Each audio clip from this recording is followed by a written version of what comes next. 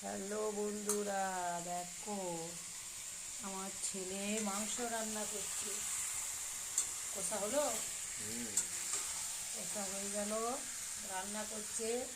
আর আমি মেলা হচ্ছে আমাদের এখানে, পাশাপাশি দুটো গ্রামের মাঝখানে আমরা আছি। এইদিকে হচ্ছে বিহারপুর, এইদিকে হচ্ছে ধোবাঘাটা মেলা হচ্ছে। আর যে পুতুল নাচ আছে, পুতুল নাচ না, পুতুল নাচ দেখতে চলাম, ছেলে রান্না করছে। আর ছেলে বলেছে মা তুমি যাও, আমি রান্না করছি। আমি রুটি ফুটি করলাম, আর ছেলে ওই যে মাংস রান্না করছে। খুব সেন হচ্ছে মাংস রান্নাটা। আর এই যে আমার খেতে একটু কষা দিয়েছে রুটিতে।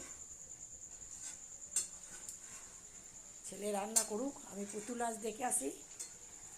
হ্যাঁ, রান্নাটা করো যেন বিড়ালে না খেয়ে নেয়, মিট কেসে ভিতরে ঢুকিয়ে দেবে। ঠিক আছে।